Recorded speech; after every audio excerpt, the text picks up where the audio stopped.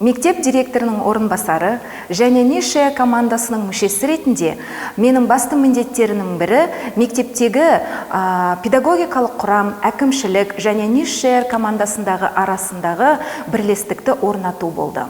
Бұл рөлде мен мектеп қауымдастығының әртүрлі мүшелерін біріктіріп, кәсіби қолдау мен даму үшін орта қалыптастыруға атсалыстым.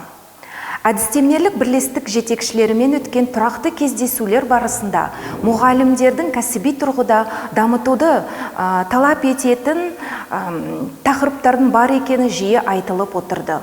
Бұған дейін біз шешімдерді жоғарыдан қабылдап, оларды мұғалімдерге жеткізгенбіз. Алайда, бұл тәсіл кейбір маңызды мәселелерді назардан тыс қалдырғанын байқадық. Сол себепті біз кәсіби дамудың өзекті бағыттарын нақтылау мақсатында төменнен жоғарыға негізделген сауалнама тәсілін таңдадық. Мұғалімдер өз әдістемелік бірлестіктерінде жиналып, қажеттіліктерді ашық талқылап, бұл үдерістің негізінде сауалнама қолданылды, және де ол шынайы диалогқа бастау болды. Нәтижесінде әр бірлестік өзекті мәселелерді талқылап, тізімін ұсынды.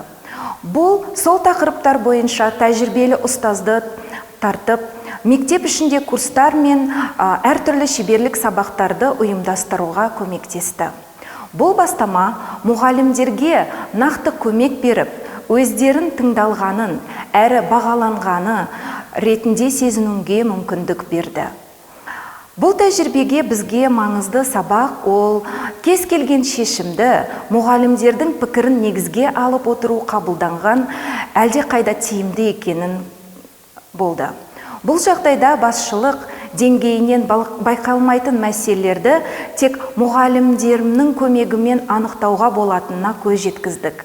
Сондықтан да төменнен жоғарыға негізделген тәсіл бұл тек тәсіл емес, мектеп мәдениетінің ажырамас бөлігі болуы керек.